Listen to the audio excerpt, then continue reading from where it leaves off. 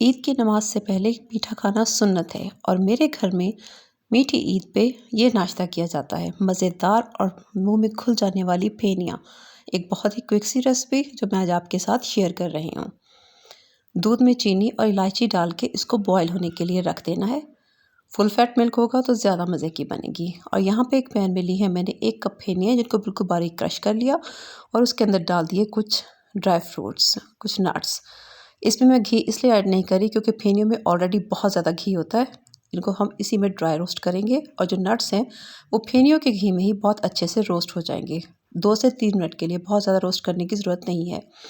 दूध में उबाल आ गया तो फिर हम इसे दूध में शामिल कर देंगे और शामिल करने के बाद 3 से 4 मिनट तक इनको मीडियम फ्लेम पे कुक कर लेना है।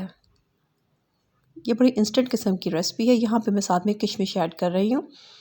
3 से 4 मिनट तक इनको कुक करना है और कुक करने के बाद फिर इसको कवर करके छोड़ देना है तकरीबन आधे घंटे के लिए। अभी ये आपको बहुत देखने में रनी सी लग रही होंगी, लेकिन आधे घंटे में ये बिल्कुल परफेक्ट इनकी कंसिस्टेंसी हो जाएगी। ये देखिए, आधे घंटे के बाद इनको मैंने बाउल में शिफ्ट किया और फिर हम इसको गार्निश कर लेंगे। आप अपनी मर्ज़ी से जिस चीज़ से चाहे गार्निश करें। मैंने इसको गार्निश किया है पिस्ता बादाम और उसके साथ चांदी के वर्क लगा के। ये टोटली ऑप्शनल है, अब जैसे चाहें करें। अब चाहे तो आप इसको रूम टेम्परेचर पे सर्व करें और एंजॉय करें, या चाहे तो फ्रिज में रख के करें। बहुत ही परफेक्ट किस्म की ये रेसिपी है और बहुत ही परफेक्ट इसका टेक्सचर बनता है। इसमें कोई एक्स्ट्रा ऑयल नहीं होता है।